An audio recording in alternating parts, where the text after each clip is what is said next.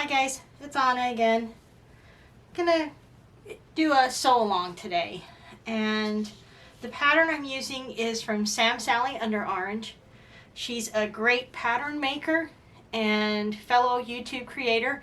She's done quite a few tutorials using Danny Chu's free patterns, and about a year ago she started making her own patterns.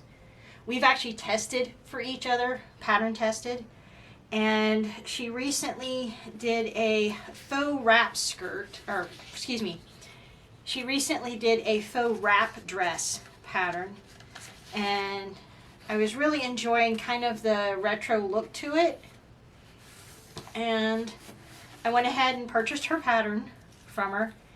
And I'm going to do something a little different. Now, she developed this pattern so that you can do a closure down the back, and she likes to use snaps. But after looking at the pattern, I realized that it would be really good for a back zipper.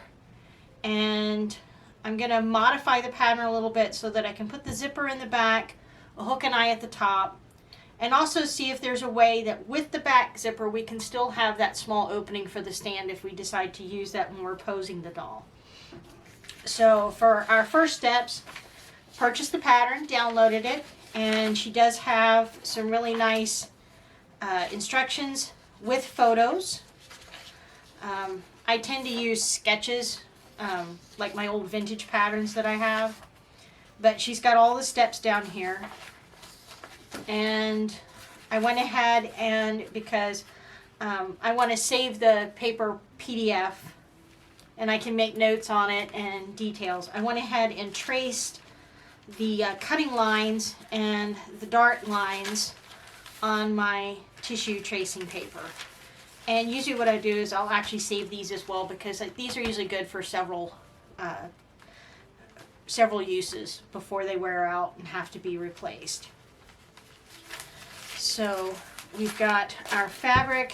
This is a JoAnn's quilt cotton and a fall design. I really liked it. I thought it would be good for this because of the way that the bodice wraps from the back to the front. There's no shoulder seam. It's one continuous piece. And as you can see, the grain line kind of goes, well, it'll be straight on the front, but it'll kind of chevron or be a diagonal in the back. So I thought this would be good because it's kind of an all-over pattern in random directions. So I didn't think that the pattern would work necessarily with a stripe or a unidirectional pattern. So, and I kind of want to accent my stitch line. So instead of getting a black or a gray, I tried to pick out a color that blends well with the rust color, the terracotta in it. Instead of this self bow, because I thought that might be a little busy because of the nature of this print, it'll be kind of a large scale print at 1/3 scale. I have these terracotta buttons, or I might try making the bow out of the terracotta ribbon here and attach it that way, or maybe make a belt.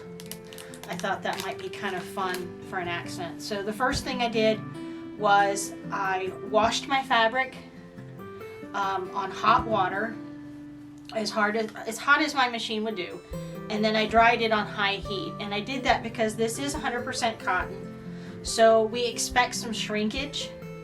And I also wanted to, although generally printed cottons are color fast, I wanted to make sure that I had any excess dye removed, because I don't plan to line this dress, so there may be some spots where I'm pressing open the seams, or when I'm turning it over for the zipper placket, that the print side might come in contact with the doll. So once that's done, I'm going to take my iron and I'm just going to make sure that my fabric's very smooth.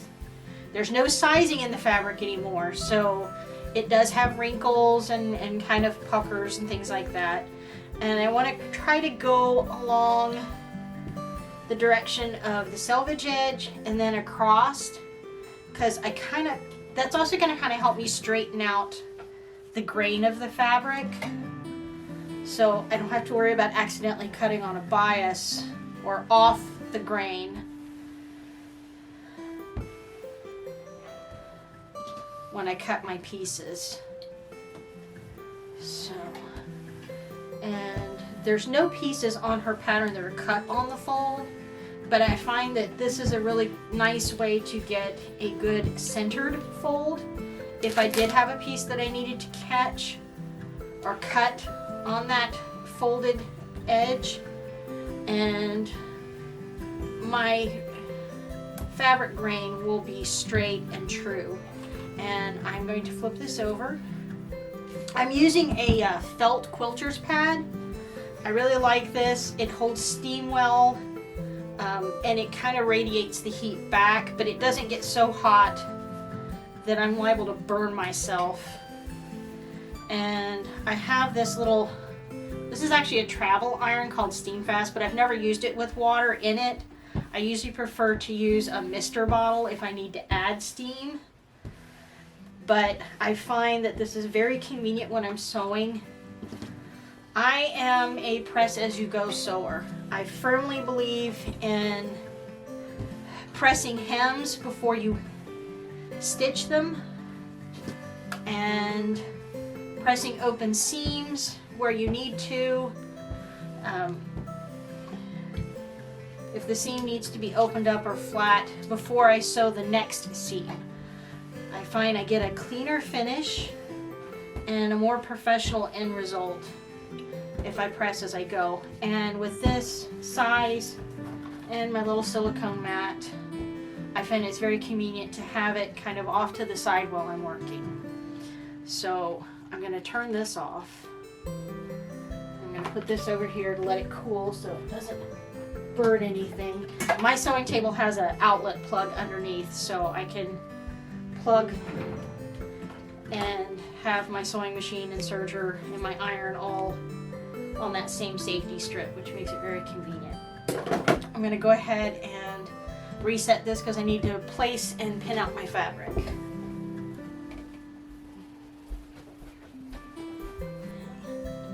Now, what I did is I set my fabric out, so I've got the fold near myself, and the selvage edge is on the far end of the table, because the length of the fabric and the grain line that I want to follow is parallel to the selvage line. So I want to follow the print run. The print runs from top to bottom, and that'll allow me to make sure that I match up the repeat. Large patterns tend to have a repeat anywhere between 3 to 12 inches. This one looks like it is about a 4 or 5 inch repeat. If you can see, this leaf repeats about every 4 to 5 inches. Now, Sam Sally did not give us a fabric cut. You know, she didn't tell us how much fabric we would need for this. I don't generally go and buy fabric sometimes with a specific item in mind. I generally will look at a pattern or fabric and determine if it's appropriate for a blouse or bottoms or dress. And I thought this one would be a nice dress pattern, print rather, or would make a nice dress. So I bought about a half yard because I thought a long dress would be too much, but a short dress or medium length dress, I think with the repeat being as big as it is, it would be kind of fun. So we've got a half yard of fabric. Some of the pieces have to be cut twice, you know, a right and a left. And then the front pieces are cut once. So, and I kind of know from looking at the pattern where the grain line was that this runs parallel. So I can kind of judge this line to make sure that I'm straight on the grain. If you're new to sewing, I would say go ahead and make the grain line just to be sure. but I think I'm okay here. Trying to economize the use of fabric as much as possible. Now this piece here, this one has a distinct grain line mark because like I said, this is the back and this is the front of the top of the dress. So I did go ahead and draw the grain line on my pattern, and I want to make sure that I do pin that one in place. So the back sides are with the straight grain. I've got them pulled back from the edge of the fold of the fabric just a little bit because I don't need that fold. Make sure that I have placed this properly on the grain, and then I will cut these two pieces out, and then I will cut out the fronts individually. And if you guys know, I really like these magnetic pin cushions. I am using a fine, long dressmaker's pin with a glass head. So I like these because I can usually put them in a spot where I'm sewing, because I like to pin parallel, or excuse me, I like to pin at a 90-degree angle to my seam to hold my material, and I can quicker reach them. I like the large pin heads for with my hands with the arthritis. It's easier for me to grasp them. And the thin gauge of the wire of the pin, I find goes through most fabrics without snagging or potentially puckering the fabric. And I want to try to get this pinned as flat as possible. If I were sewing a full-size garment, I would probably use weights and mark the fabric. In which case what I do is I actually cut the cut line on the pattern and then mark that on the fabric and cut that mark. But this works pretty good.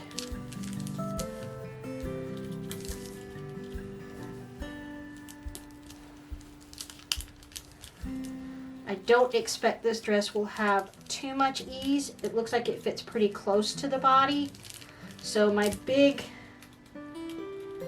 concentration is on making sure that the pieces are cut accurately and that my seam allowance is accurate, that I don't verge too far into the piece, because then I know it won't fit. And I'm just going to rough cut these pieces out. It makes it a little easier to handle them. And I do want to save as much material as I can. I mean, I don't want to waste it. I might be able to get another dress out of this.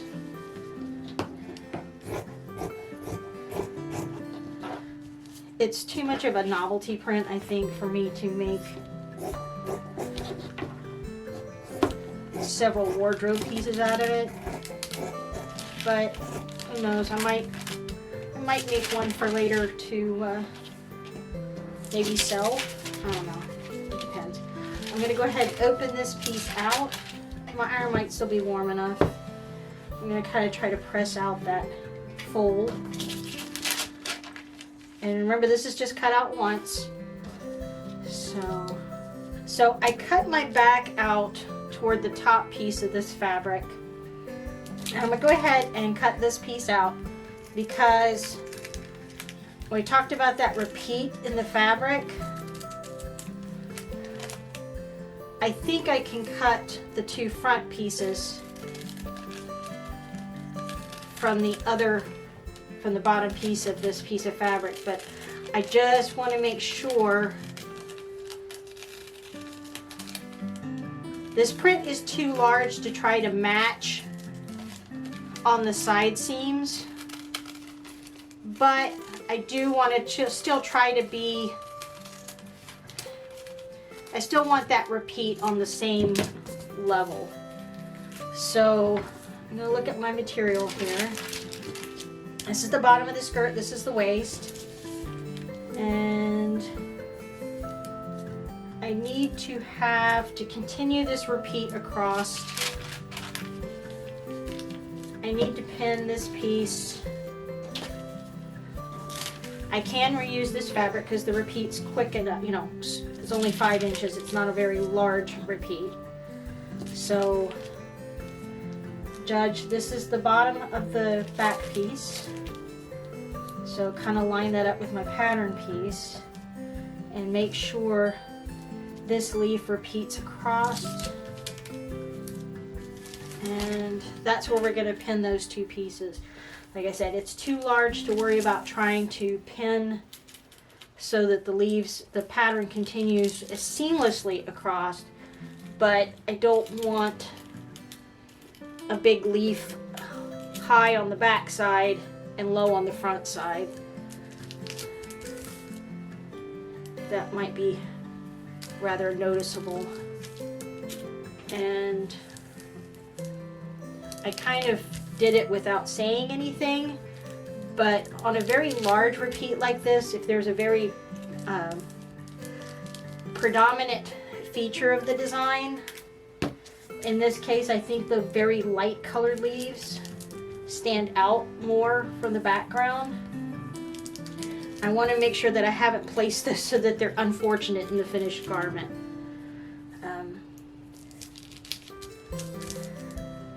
I don't want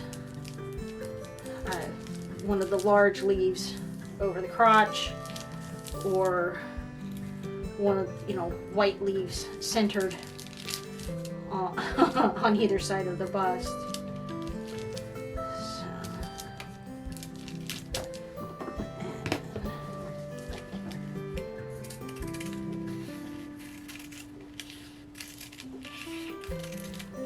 And by cutting the two front pieces level with each other on the tissue and pinning them, the two front pieces should have their repeats at the right spot.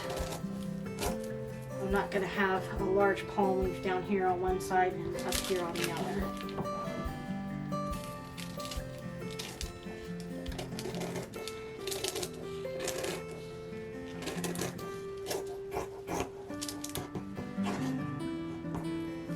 Marking a dart. I'm just double checking my pattern. See if there is a dart. There's not a dart on this piece, just on the other part.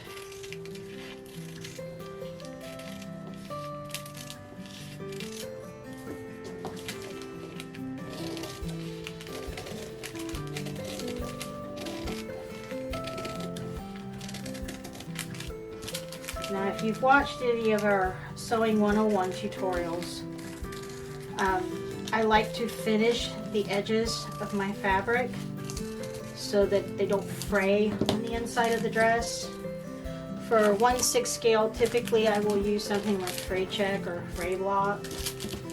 On larger pieces where they have very gentle curves or straight lines, I've actually set up my serger now that I can finish those with a very short, or very narrow rather, stitch so that it finishes those interior seams.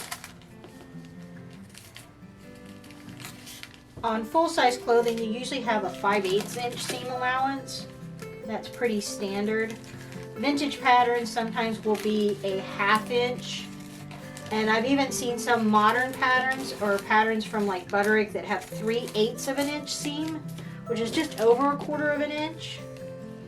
Usually this is on things like collars or sleeves.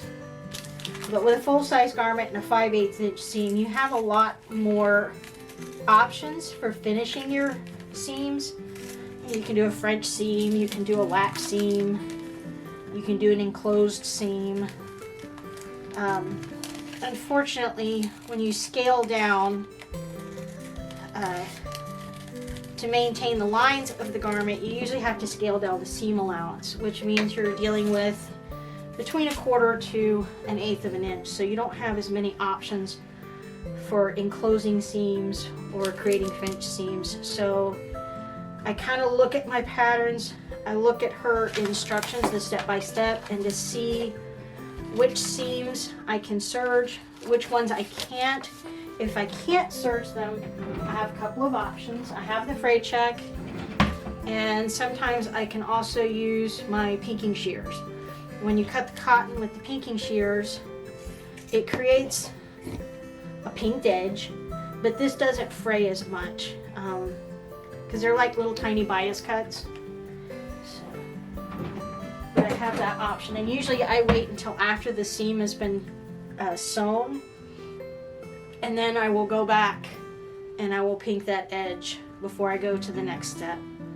Okay, so we've got our pieces cut out, and it'll be time to fill my bobbin with matching thread and get those edges cleaned up. So always read your instructions. For her pattern, she has us do the darts first, which is normal in the construction of garments, and then has you serge the edges at specific points in the construction. Now, if you do not have a serger, you can use a narrow zigzag, or some sewing machines have a pseudo overlock stitch, and you can use that instead.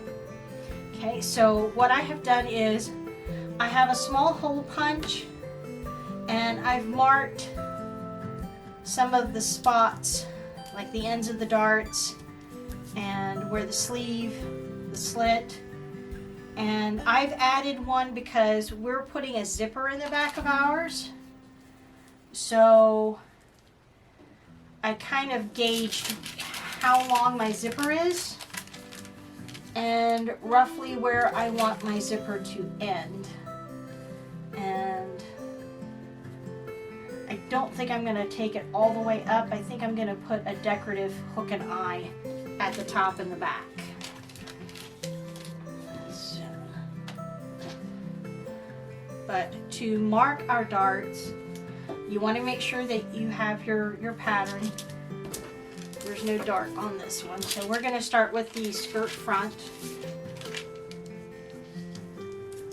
And this one has a light colored background because it's a printed cotton. It's just the print just runs on the surface.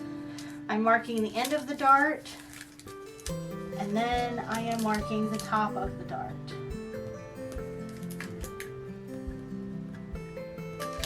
Okay. And I know it's going to be hard for you guys to see just because it's so small, but I usually mark the end of my dart with an additional pin, and then at the top I come down and make sure that that pin runs parallel to that mark. So I'll know to start my stitching here and to come down to the edge of the fabric down here where this pin is, and then leave myself enough thread when I pull it from the machine that I can tie that thread off at the end of the dart.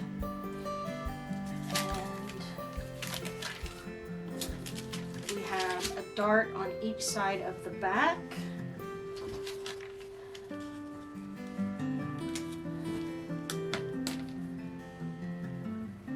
And this is just a water-soluble marker.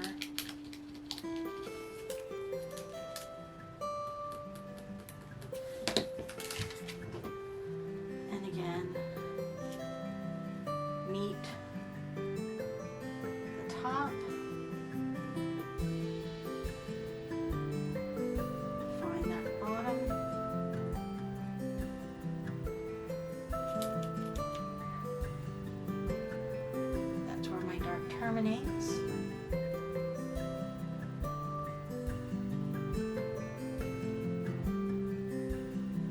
The purpose of the darts is to shape the back of the dress, because with woven fabric we can't just pull it like you can with a stretch item. We have to do a little bit of, well, basically origami in the fabric to make a flat piece of fabric curve.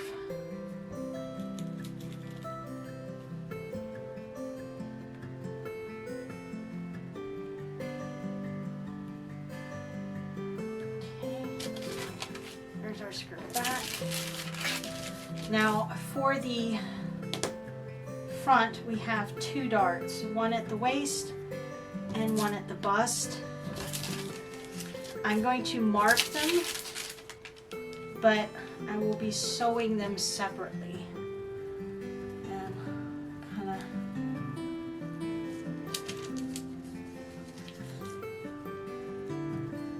I want to make sure that I mark them while the fabric is flat, because if I tried to go back and sew one set of darts and then mark for the second, it's going to be difficult because this is going to want to start to form that cylinder around the cone of the breast.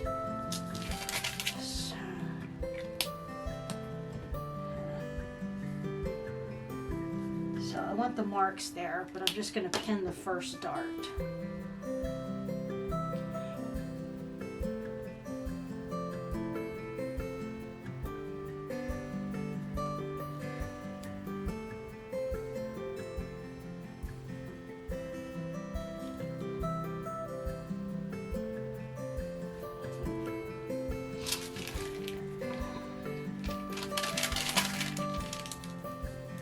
And this is why I like the tissue paper, because I can see the fabric through the tissue paper.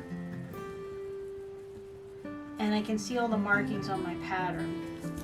Versus if I had just cut out the copy paper, I wouldn't be able to see my marks as easy.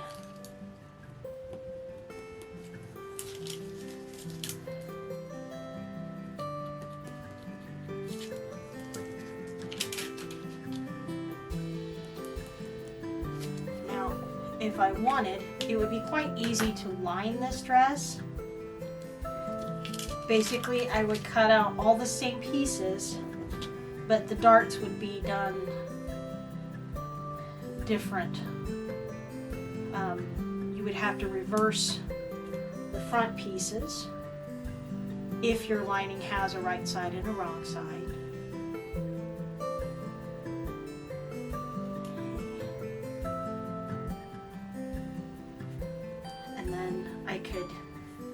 Eliminate some of the steps on the edging. Okay, so we've got our darts marked and pinned. We are ready to sew that part. Okay. First, I'd like to apologize. I wasn't able to actually show you sewing the darts, and that's partly because I have one camera right now and I've got it up on the overhead rack, which is kind of hard to move it back and forth. But just real quick, I went ahead and seamed all of those darts. Now, if you're a beginning sewer, these darts are pretty short, so I didn't mark the entire stitch line for the dart. But if you are new to darts, you can certainly do so. Just kind of cut your triangle out and then trace that straight line, and then you can follow it. Now, there is a thing about darts. You always want to start a dart at the top edge, the wide end, and work your way to the narrow end. Because on your sewing machine, you want to make sure that you've got some fabric underneath either side of the needle for those feed dogs to grab it and feed it through. If you tried to start at the narrow end, you may end up with a strange jog, a knot, or it just might not catch and go through the machine. So always start your dart at the wide end and work your way to the narrow end. And I like to do it so that the fold of the dart is toward the inside of my machine. So that's the side I stitch on versus stitching it on that side. So, and I chain stitch. That's from my old quilter's days. I went ahead and pinned all the darts that I needed to do for that round. Trim them so that I leave about a 1/2 inch to 1/4 inch of thread at the top of the dart, and then the longer thread at the bottom of the dart, so I can take my thread and just make a small knot. This is, a lot of people talk about couture sewing or fine sewing or heirloom sewing, and this is how you do it. You don't want to leave that dart with the threads loose, because then it could undo itself. And at the same time, you don't want to back stitch at the end of the dart, because sometimes that extra stitch can cause a pucker. We want this to lay flat. And once I've trimmed that dart, I'll trim off. This is the end of it. I want to press my darts. Now, because this is the waist of our garment, and this diagonal edge, that's actually going to be the overlap in the center. I like to press my darts down and away from the center of the garment. So take my iron and I'm going to follow along the side of that dart and then just slowly roll it so that it goes, so that the bulk of that fabric's going to face the side seam of the garment. Like I said, darts definitely up and down. You know, the bust dart, the side bust dart, you want to go down towards the waist. But for me, I like, on scale sewing, I like the side darts or waist darts to press towards the side seam and away from the center. Now remember, this one we have a second dart that we have to do, and if you can see, it's starting to make that cone shape. So it would be very hard to go back and try to mark that second dart accurately. So, but now that it's been pressed, sometimes I'll actually go on this side as well. I don't want a distinct pucker here. I want it to kind of smooth out at the end of the dart. So, and then I just take this one, find that bottom mark, which is right there,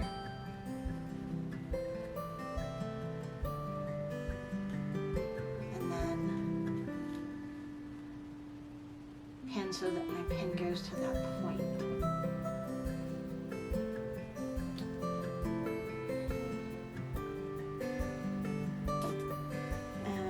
Do the same thing on my other front piece. Again, the majority of the thread at the end of the dart, in the middle of the fabric.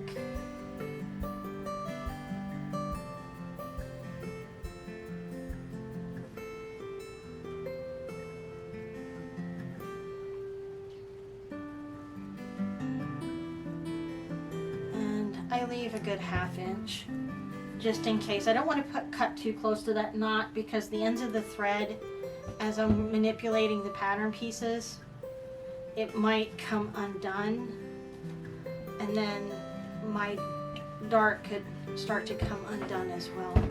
And this is a good thing to show you why this piece kind of jutted out in this triangle shape, is so that when the dart is pressed in the correct direction that it should go, that line follows, so I've got a straight line here for the waist. So,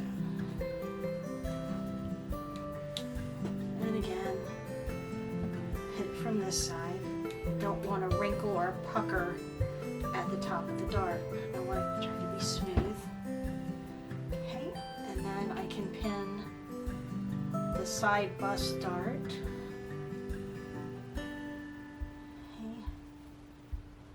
My term, the bottom of my dart mark.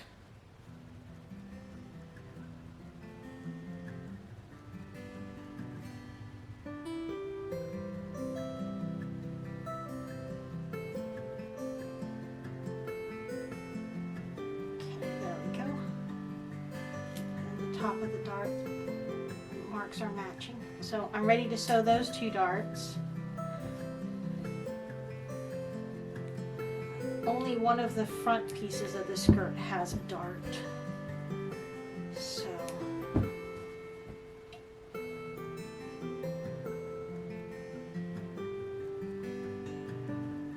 and then the last 2 are the darts on the back pieces. Usually darts come in pairs, since most garments are symmetrical. So if you have a dart on one side of one back, you're going to have a dart on the other back. And For a single dart, you usually do them so. That's my straight edge, so I want the dart to slide that way towards the side or hip.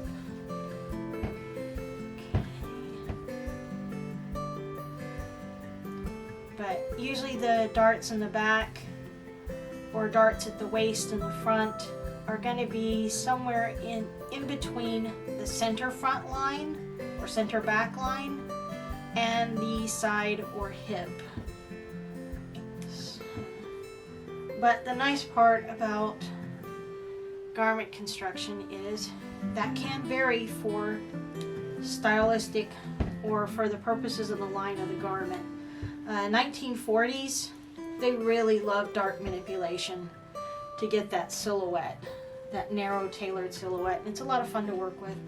So now I'm going to go back. I am going to seam the other two bust darts, and looks like the next step she has us do after the darts is we are going to serge the center front where it overlaps on the bust and the sleeve area. Since this is it's not really a sleeveless, but it's kind of a self-made sleeve on the edge of the garment. What I did is I sewed the other dart, again pressed it down towards the waist, and her instructions have you serge your sleeve area or armhole and the open front that overlaps. Now, my serger does better on straight seams rather than this curved area right here. So what I did is I actually used a buttonhole stitch, which just kind of finishes this edge, and it didn't distort it or stretch it out much. I am going to take my iron and I'm going to fold in that edge per her instructions, and she has you go ahead and top stitch or stitch it down. Now, I think because I used the buttonhole stitch, I've actually got a loop of thread on the outside of my fabric, and I'm going to stitch that in place by hand and get a very nice narrow turn on that, and trying very hard not to distort my front edge. So I am not going to sew down my armhole edge because I realize that the next step in her pattern is to sew that side seam down, and instead what I want to do is sew that side seam edge down, press it open, and then I will fold it, will fold back that sleeve edge, and I'll sew that by hand.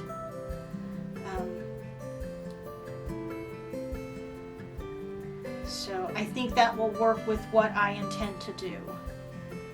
So I pressed and turned under the collar edge, the front overlap to the back. Now you will need to snip into this curve on the back of the neck, because that is, you'll need to do those little release cuts so that you can get a nice smooth curve.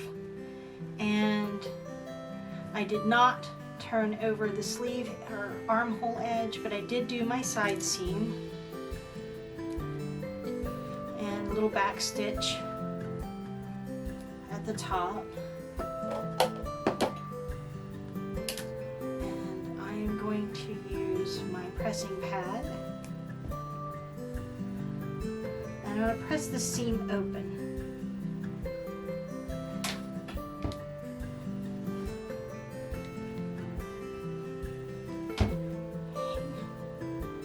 See how that wants to automatically turn the armhole edge.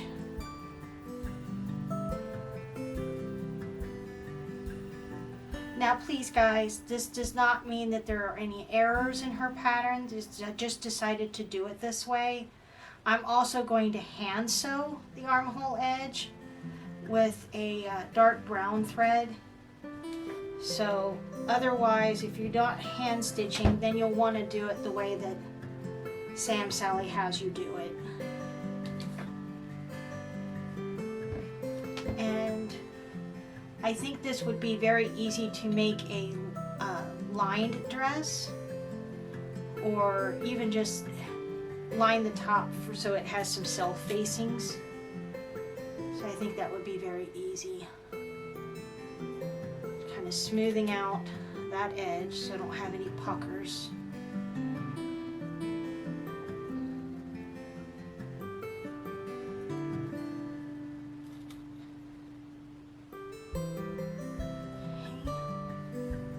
Just going to repeat that step over here. I find that pressing my seams open where I can helps kind of disperse some of the bulk of the fabric so it fits closer to the doll's body, especially on something like this, because there's not a lot of added ease in the pattern. It's going to fit very close to the body of the doll. So I like having those seams as flat as possible. So yeah, I think I might try to make this again. Basically, if I wanted to line the top of this, it would be very easy. I would just cut out 2 more of our bodice pieces. I would assemble them with cutting the darts the same, but then I would lay them right sides together, sew this seam through both layers, the lining and the outside, and then sew that partial seam for the sleeve. Turn them inside out because it would form a tube, and then that would allow me to press this seam flat, do my release cut so I get a really good turn at that back edge, and not distort the front, because we don't want to distort this front because then it would gap where it overlaps at the top. And then both of these seams on the lining and the front would be flat and open. And then I would attach my skirt along the waist to the outside and then turn under the facing to enclose the skirt edge on the inside. And then you would have no raw edges. So that would be an alternative way to do that. We have stitched together our 2 parts of the bodice, and I went ahead and made sure I pressed those armholes nice and flat, and she has us overlap the front, and that's going to be the doll's right side over the doll's left side. So when you're looking at it, this side should be over top of this side, and she has you match the finished edge to that dart line and on the inside, and that's why we want to press those darts out to the side seams, because otherwise we would have had a lot of bulk here and they wouldn't have sat and nestled together so well. And what I did is I just used a basting stitch.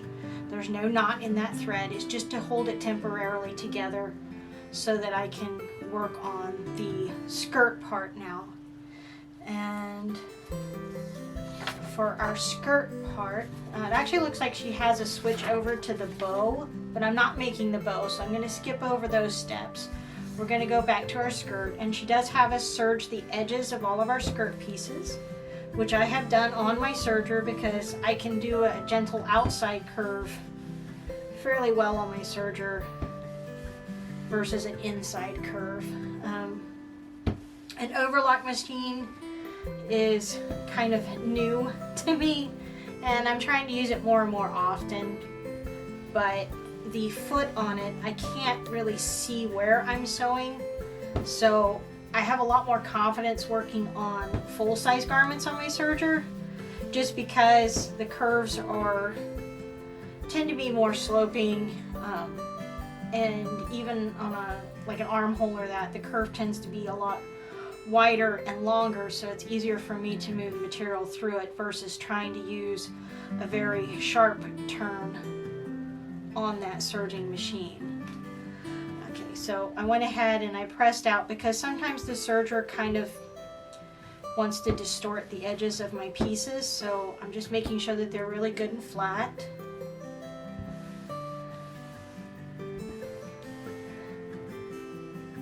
And I use a combination of gray threads. They are all either neutral or color fast, and you want to use a very good quality thread in your serger because the cheaper threads, they have a tendency to shed fibers, and that can really clog up your machine. So use a really good, smooth, high quality thread in your serger if you want to do it that way. So we've pressed and serged the edges of our pieces. We've got 2 fronts, 2 backs. So she has us sewing the 2 skirt fronts together. So that's these 2 pieces.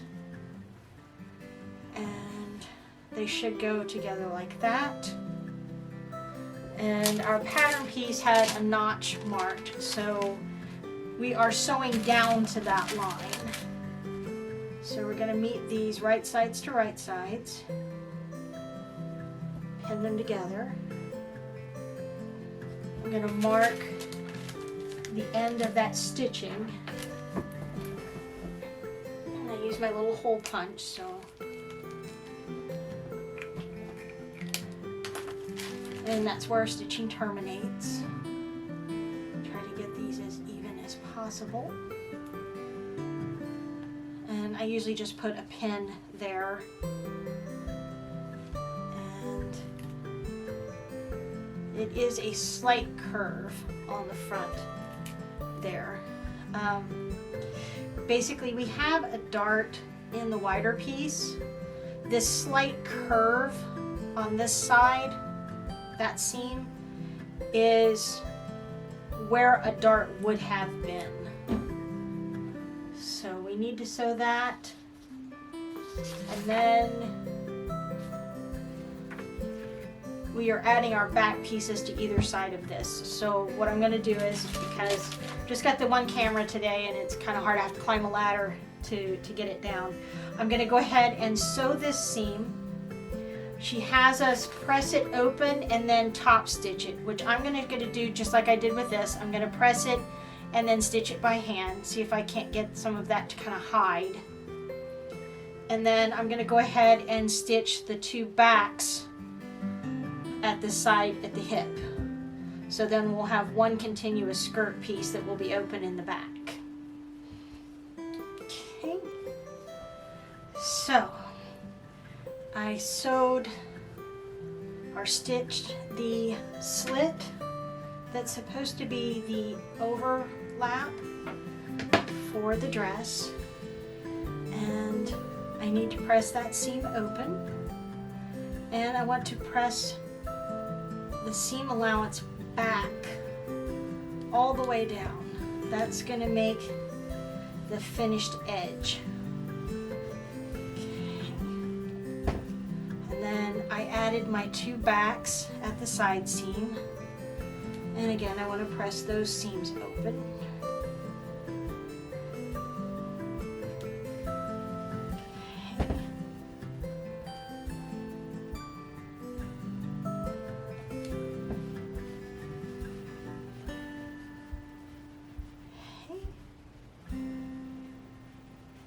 And since I already had it turned on, I actually did also serge the bottom edge of the skirt, which will become our hem. And I serged the waist at the top just to kind of hold all of those darts in place. And because this dress isn't lined, that'll help finish that seam on the inside of the dress. And I also did that to our bodice, because again, this is not a lined dress, this is just a simple sheath. that seam will now be finished on the inside of the garment. And it also helped connect the two bodice pieces together. So what I'm going to do is I'm actually going to go ahead and fold up my hem. And she has us attach the bodice and do the hem last, but it's not a big deal.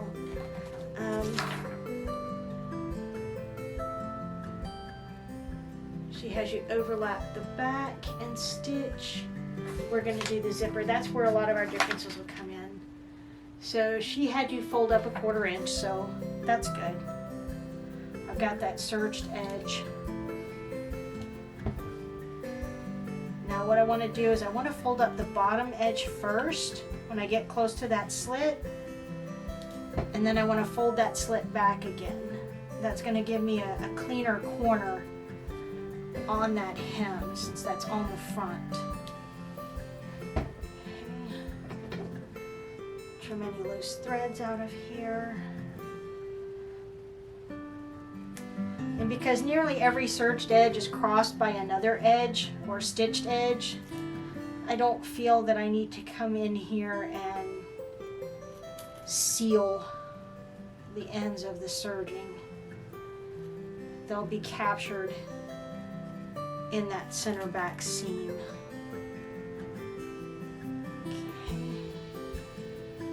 Again, turning up the bottom hem.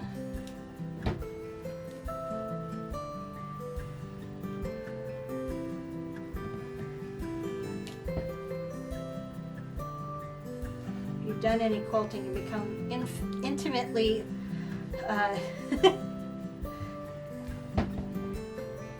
intimately acquainted with 1/4 inch and 1/8 inch measurements. I'm going to tuck that end in, that tail of the serging to that corner.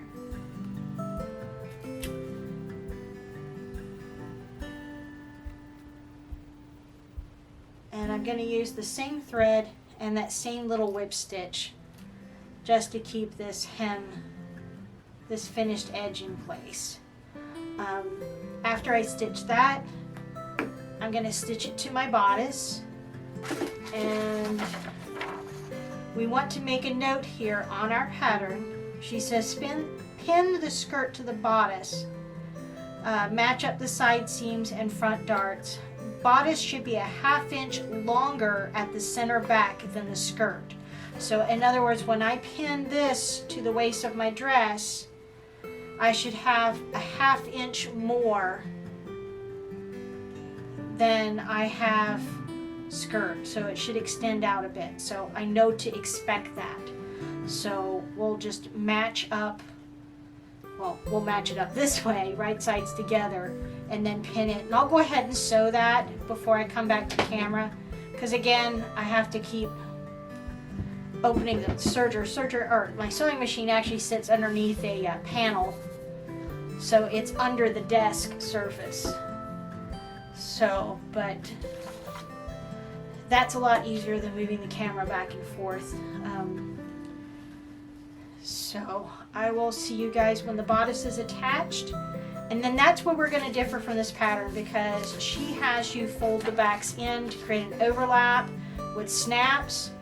And instead I'm going to alter the back seam so that I can install a zipper and a hook and eye. Okay? So say hello to Android 10. Those of you who follow us on social media and like Instagram, Facebook, or our YouTube channel, please like and subscribe, by the way. Android 10 is a Cortex that I assembled. She came as part of a Chaos release, and she's my fit model. So before I do the last seam, and I still have some opportunities to adjust this, I'm going to go ahead and try it on her and pin where the back overlaps. So actually it kind of goes pretty well with her coloring with her gray wig. So I attached the bodice per the instructions, and I do have about a 1/4 inch overlap on the back on either side of the skirt. Okay. Bring your arms down here. This Cortex has not been glued together, so, but there's our waist. And I've got just a scant 1/4 of an inch around her waist. So yes, this pattern does fit very closely to the body. So I need to make note of that. Let's see if I can get a pin in here. Sometimes I have to use sewing clips. Okay. Now typically for a zipper placement or for a back opening, we want to start that at the widest point in the hips, especially in doll clothing, because humans, this area, shall we say, is a little bit more flexible in the placement of the tissue. But for our dolls, that hip measurement is usually a pretty firm, and if we don't have enough ease in that opening, it's going to be very tight. Some of the Playline dolls, people complain that they can't get the pants up on the doll's hips, especially like OMG where they're really exaggerated. It's because they start the opening for the pants too high, and that means that there's not enough of a gap in the pants to make it through that measurement. So we're still at 1/4 of an inch.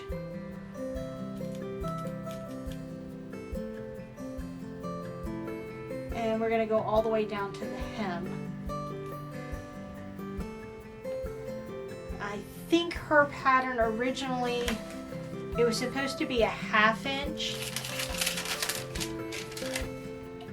but I really want more ease across the hips. And the back, I think we're good. We can definitely do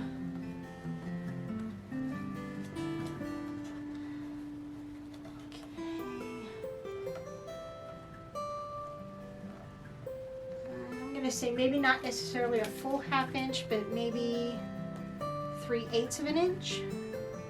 I'm kind of pinning this so that I get my center back line where I want it.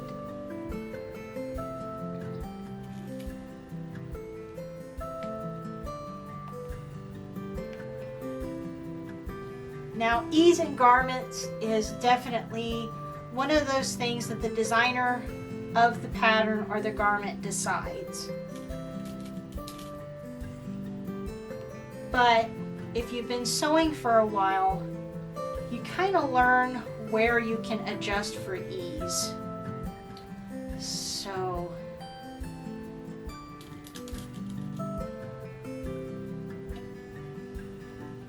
I want my zipper start about there. What I'm going to do is I'm going to check the front. Make sure it's not too tight around the hips.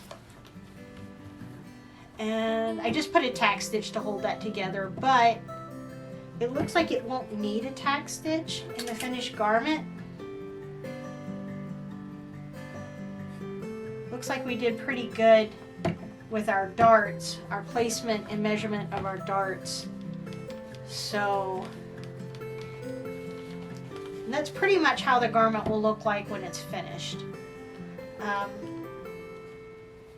I'm kind of wanting to see, looks like there's enough here that I may be able to get it on Nita. She's a medium bust.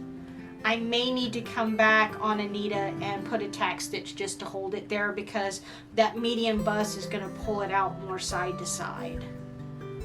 So, and that's just going to be really tailoring it to fit her. But I think we're good to put in our zipper. I've determined what I've got back here for our zipper placement. Now I'm going to do what's called a center zipper. In a full-size garment, typically what you would do is you would run a basting stitch and then you'll sew your actual seam from the bottom of the zipper into the hem of the garment. And of course you would hem it later. You wouldn't have to do it this way. And place the zipper underneath so that the teeth of the zipper follow that basted seam. And then you would take your zipper foot and you would sew on either side of the basted stitch. And what would happen is you would take the basted stitch out, you'll be able to open the zipper, but the fabric will cover and meet over the teeth of the zipper so you won't see it. With doll clothing, it's a little bit different. What I'm going to have to do is I'm going to have to sew the bottom seam here, and with the garment inside out, I'm going to press back what I have measured for the seam allowance. And then what I'm going to do is I'm actually going to insert the zipper and pin the fabric on either side of the zipper, and then I'm just going to use a back stitch and stitch that zipper in by hand. Now I know that a lot of people don't like to do hand stitching, but a back stitch is usually sturdy enough to hold the fabric to the zipper, and I usually do a back stitch when I'm stitching this seam just to kind of secure the bottom of the opening. And I've just got it's a 7-inch, yeah, it's a 7-inch nylon tooth non-separating zipper, and it's in the tan. And nowadays that there's a modern aesthetic where you see the zipper, it becomes a feature of the dress. So I think that's what I'm going to do, is I'm actually going to put it so that the teeth of the zipper and some of this facing of the zipper actually shows as just kind of a color accent to kind of go with this light colored leaf.